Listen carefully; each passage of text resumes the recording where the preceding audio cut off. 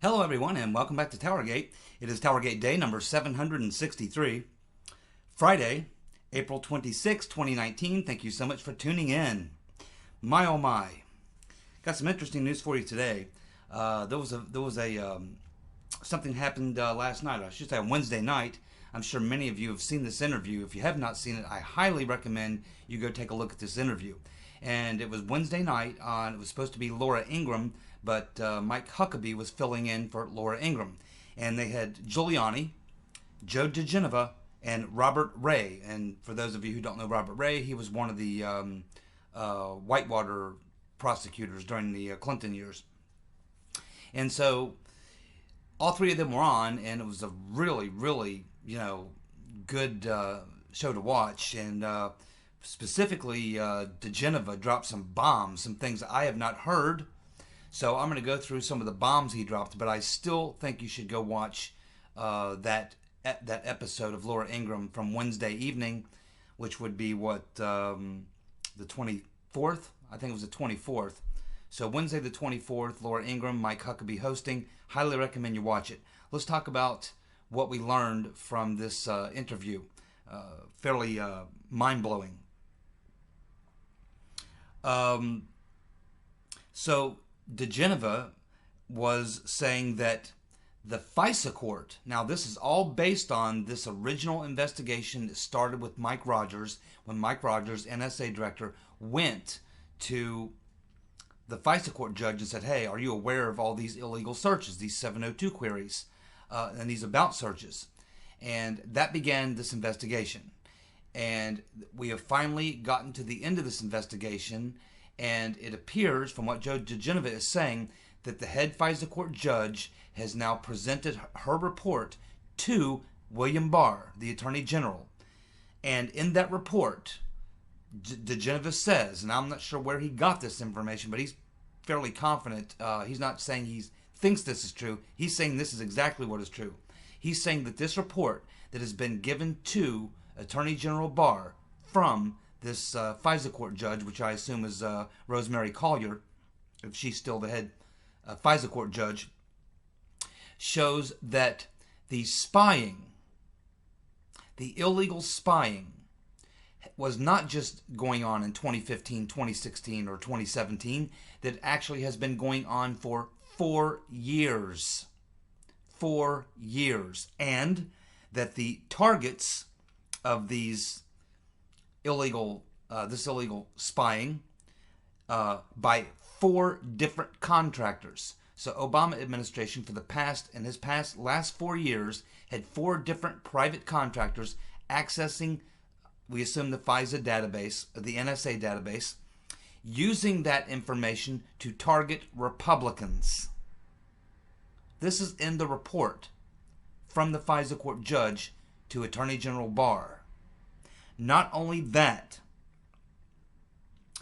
the FISA court judge also names the individuals who lied to the FISA court to get the FISA warrant on Carter Page and, of course, the 3 renewals. According to DiGenova, the FISA court report names the names of the people who lied to the FISA court, and Attorney General Barr now has that report.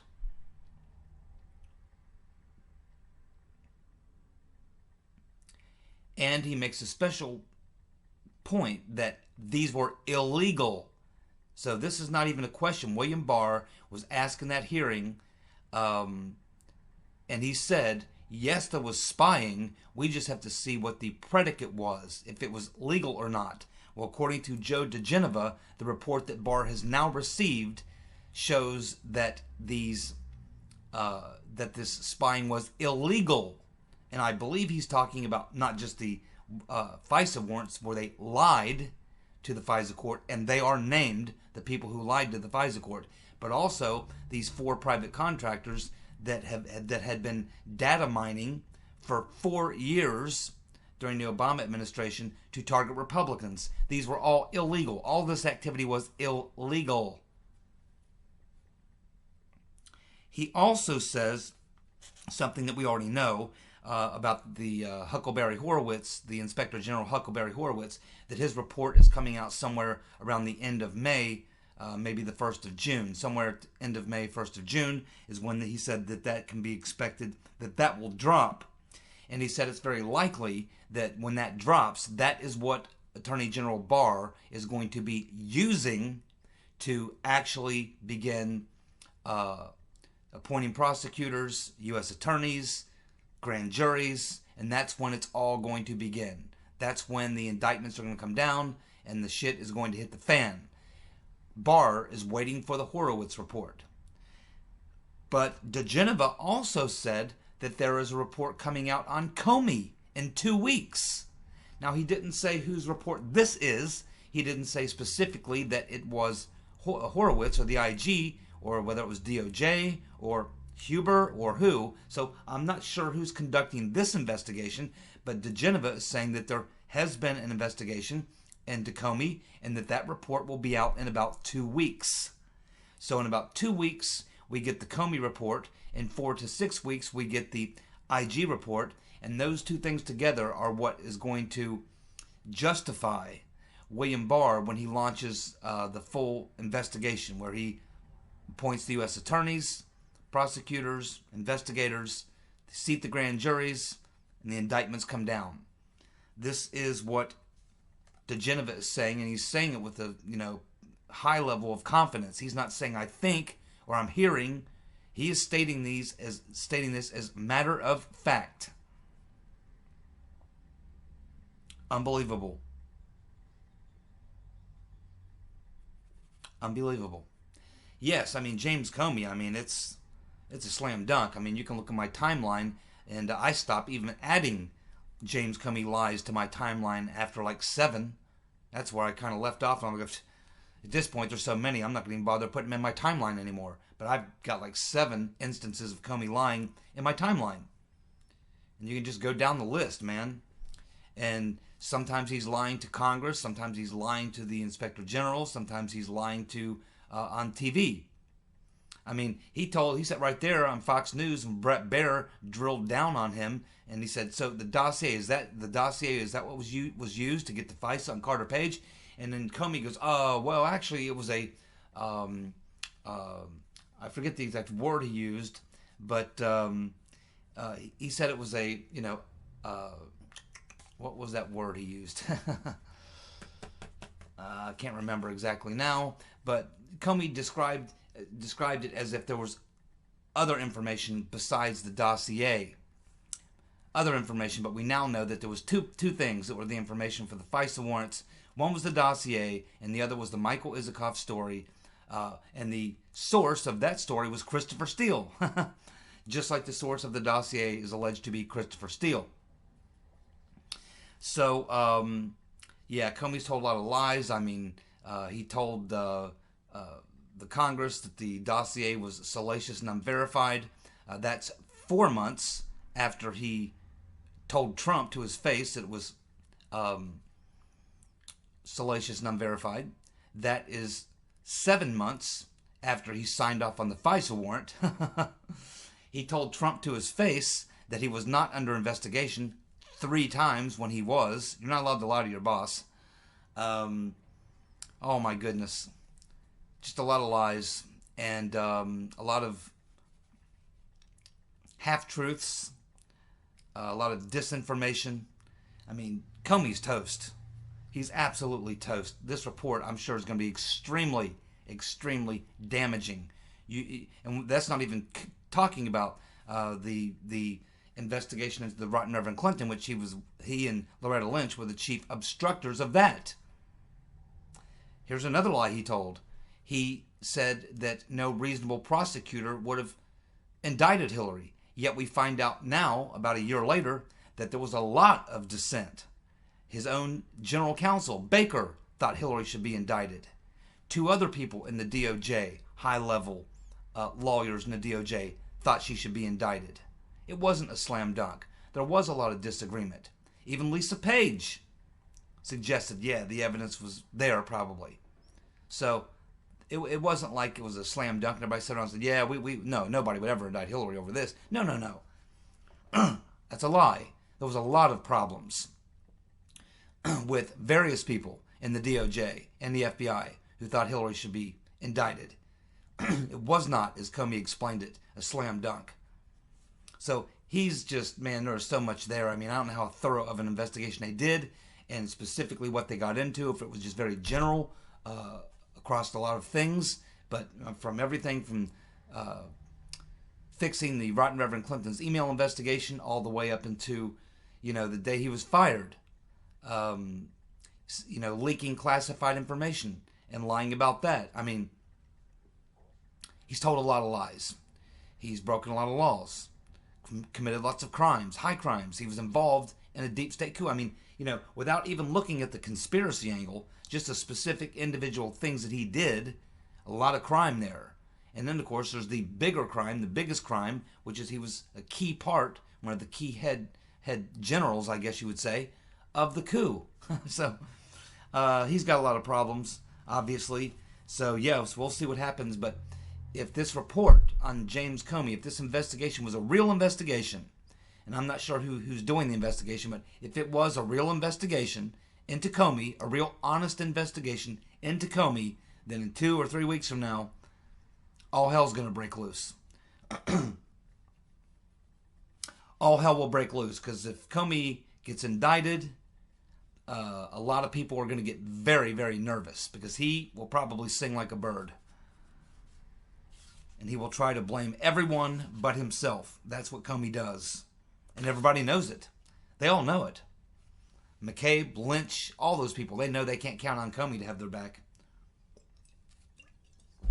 Comey will throw him to the wolves in a New York minute to save his skin. But, Joe DiGenova asked a very good question that I have asked a couple times over the past probably year. But it's a really good question. It's worth asking again for those of you who weren't watching my videos back then. But it's a really good question. It's one that me and other people have asked. And that is, why didn't Comey verify the dossier? Why didn't he just verify the dossier? I'm not going to go into the depth I've gone into before on this question, but it's very simple. Most of the things, the major claims in the dossier could have been, literally could have been investigated in a week.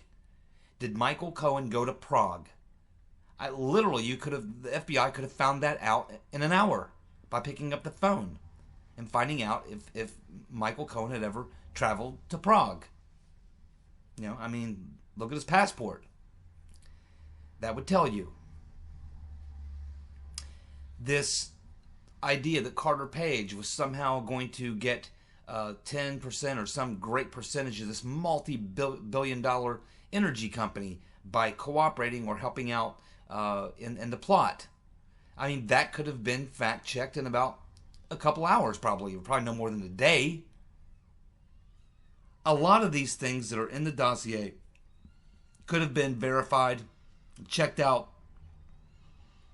in a relatively short period of time. But it was never done.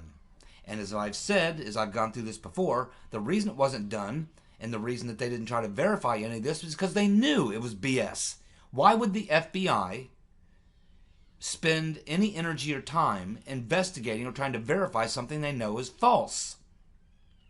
They knew it was false. That's why they didn't investigate it. And that's exactly why when Lindsey Graham requested documents, he requested specifically any documents outlining the steps that were taken, anything about an investigation, steps that were taken to verify the dossier. Because what does Lindsey Graham know?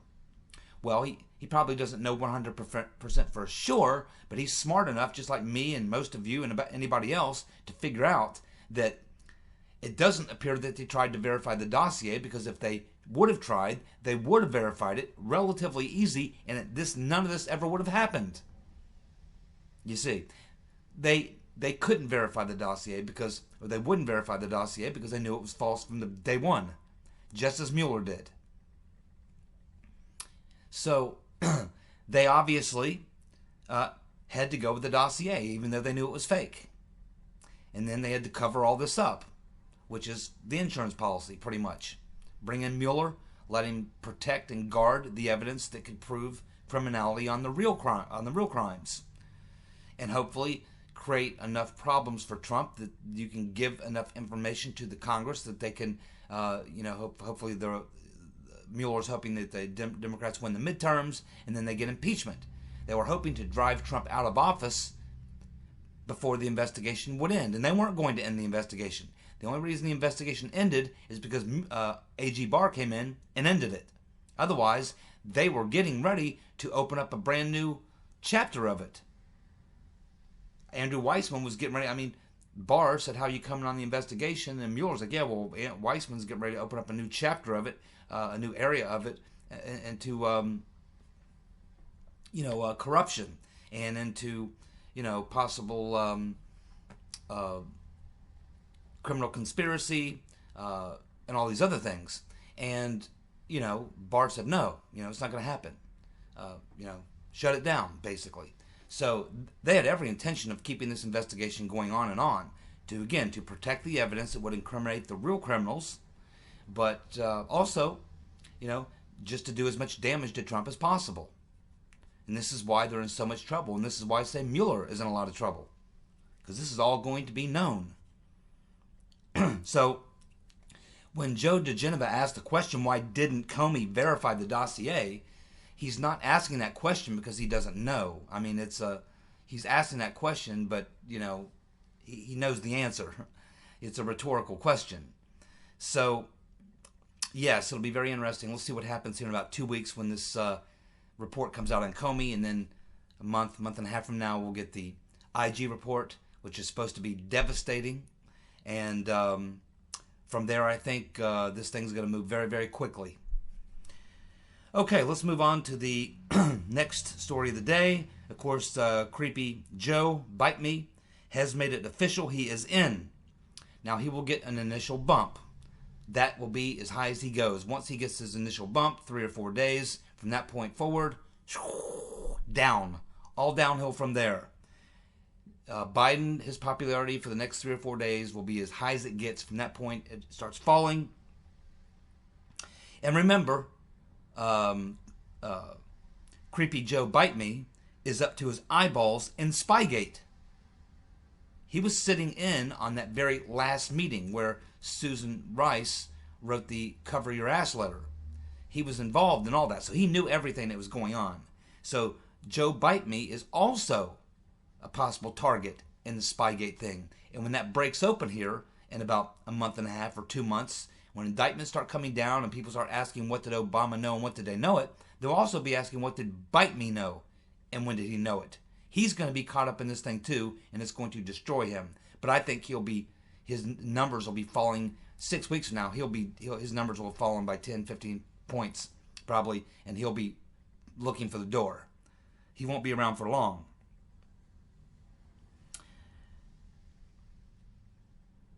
And he may be needing a good lawyer himself, of course, because of what is being learned about what went on in Ukraine. And I don't know if AG Barr is looking into that or not, but I know that Giuliani is pretty focused on it.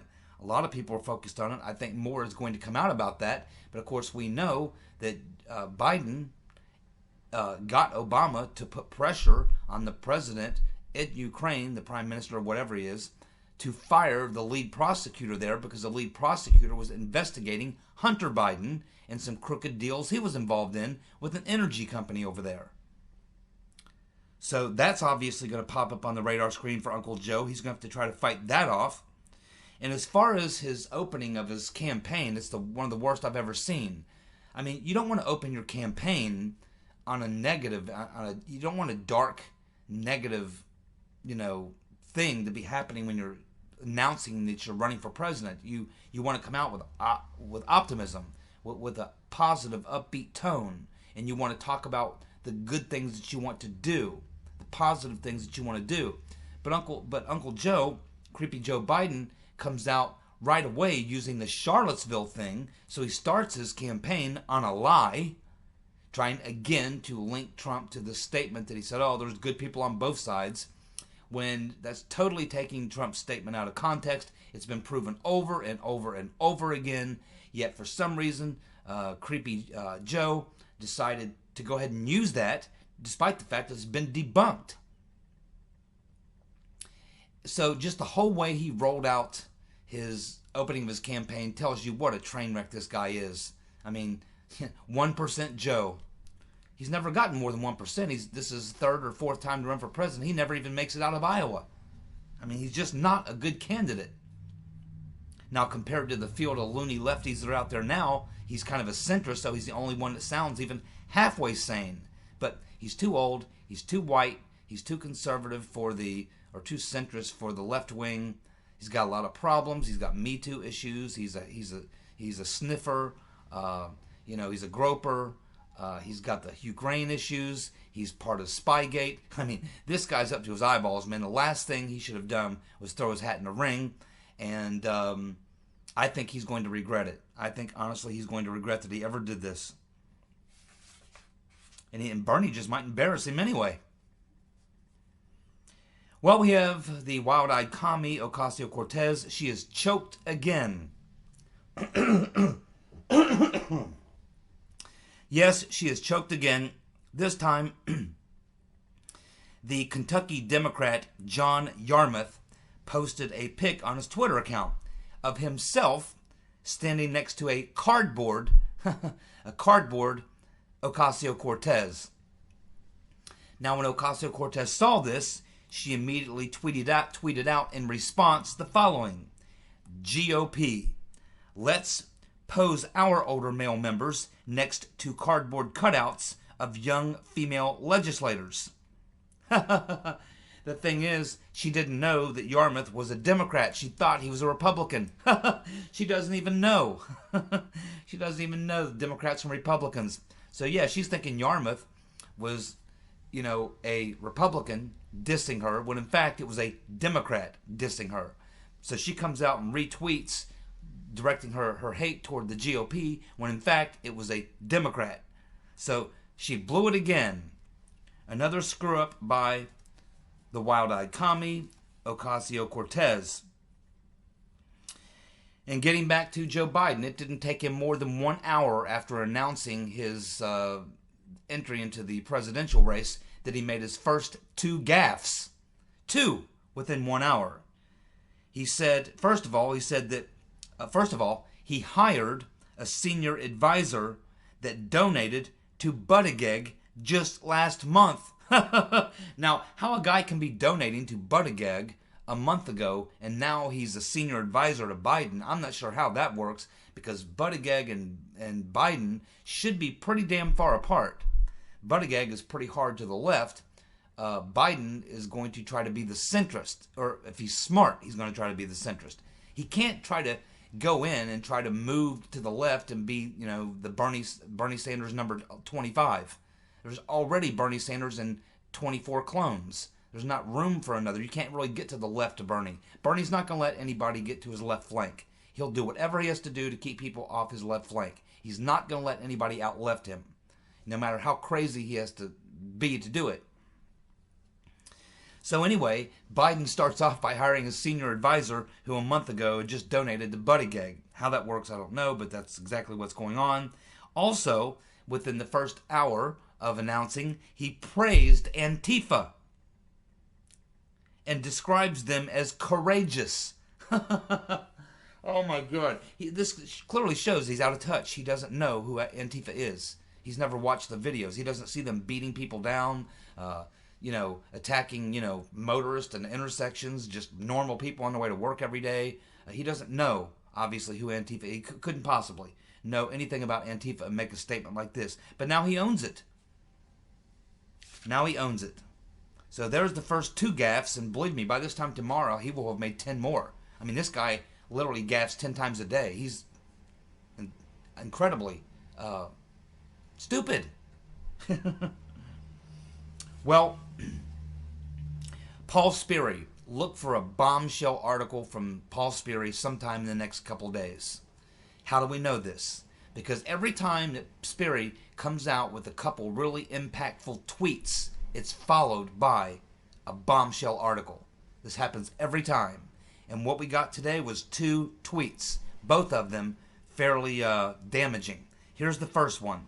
Today, FBI agents Joe Pientka and Mike Gaeta, along with DOJ official Stu Evans, are figuring prominently as witnesses in Horowitz's investigation of Department FISA abuses.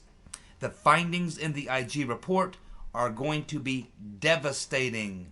In fact, he says they are said to be devastating, meaning he's getting this information from someone. Now, we know Sperry has got great sources. This guy almost always gets it right.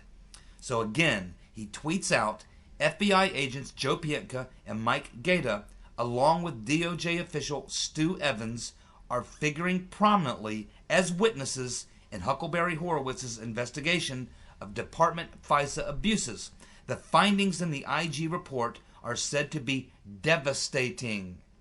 Now, this name, Stu Evans, that's the DOJ official, along with General Counsel Baker, who were completely fighting the decision to let the rotten Reverend Clinton off the hook. These are the two guys, specifically, it was this guy Stu Evans, who was holding firm, saying, no, we have to indict Hillary. I mean, we can't not indict Hillary. I mean, these are no-brainers, man. Look what she's done. And he was the one that was putting up the biggest fight. So you can bet that this guy is not going down for anybody, and he's probably singing like a bird, because he was the guy who tried to hold out to the very end, who he finally was just bullied into having to just accept. When Comey went out and made the statement, you had to accept it. You know, I mean, if you want a career. And then, of course, we know that Joe Pientka was deeply involved and probably knows everything about how Flynn was set up. He was with Peter's Been Stroking Us when they did the interviews of Flynn, and it's been suspected up to this time, at this point, it's been suspected that Pientka is going to say that Flynn was telling the truth, and will probably be able to tell us whether or not the 302s, which he would have been a part of writing out, were doctored or destroyed or replaced with different ones or what have you. He is going to be the guy that's going to expose exactly what we've been trying to find out about what went on with those 302s with Michael Flynn, because something went on. No question about it. And then, of course, Michael Gaeta. He's very important. We just talked about him a couple days ago. He's the guy who that Christopher Steele was dealing with in Rome. And Mike Gaeta, being in Rome, would know a lot about what was going on in and around Rome. And he might have even been, in some way, as has been suspected a couple days ago, might have been some sort of a handler or in some communication or coordination with Mifsud, who was also operating out of Rome. Then, Sperry says again that Obama, that we're going to learn, that Obama had a heavier hand in interfering in the 2016 election than Vladimir Putin. Obama had a heavier hand in interfering in the 2016 election than Vladimir Putin. He knows something. So we can expect, based on these two tweets, expect a bombshell article from Sperry in the next 2 to 3 days. And it sounds like he's got some really good sources. He rarely gets it wrong. I'm telling you, man, behind the scenes, there are a lot of things going on right now. People turning, people consulting lawyers, people trying to cut deals, people singing like a bird. Barr is probably twisting some people into knots. There's a lot going on right now. There's a lot going on. And as I've said many times through TowerGate videos, if many of you have been watching my videos for a long time, you know, the way that these conspiracies always unfold. First, very, very slowly, and then very quickly. Always happens this way. Starts off very, very, very slowly. Information just drip, drip, drip, a little bit at a time. And then at some point, it's just like the dam collapses, and it's just like, you know, it all caves in. It all comes down. It happens very quickly. So first things happen very slowly, and then very quickly. And we are, I'd say, within probably 1 to no more than 3 months from the quickly part of it happening. literally where we wake up one day, bam, people are being indicted, the whole 9 yards, and it's just going to be like, wow. It's going to be mind-boggling. Well, here is bad news for Joe Biden. It didn't take long. It appears that Michael Avenatti has endorsed Biden. Well, that's the kiss of death. I mean, if I'm running for office, I'm running for president, and Michael Avenatti comes out and endorses me, I just drop out of the race. At that point, I'm done. Michael Avenatti endorses you, just go ahead and drop out. He didn't need that. No, he didn't. He's got enough problems. He did not need an endorsement by Avenatti. But he's got it. Drop out, Joe. Drop out, man. Not only that, but Joe Biden has come up with his first campaign slogan. Do you want to know what Joe Biden's first campaign slogan is to launch his campaign? Are you ready for this? Listen very closely. Uncle Joe's, or Crazy Joe, or Freaky Joe, or Creepy Joe, whatever you want to call him, Joe Bite Me, has come up with his first campaign slogan, and it is, America's coming back like we used to be. America's coming back like we used to be? It's not worded very well. It's not very catchy, but it sounds like a theme I've heard before.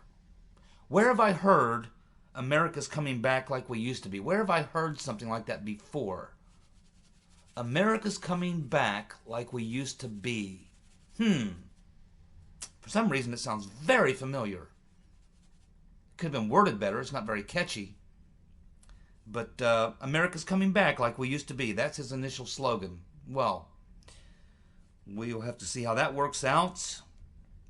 He might have plagiarized that. What do you think? Wonder who he stole that from. Well, it looks like Kim Jong-un has sent 4 senior officials to the firing squad over the failed meeting with Trump in Vietnam.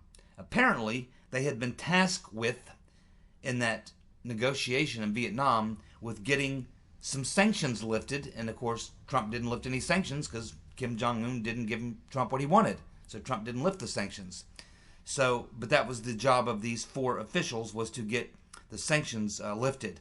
That did not happen, so Kim Jong-un sent these guys to the firing squad.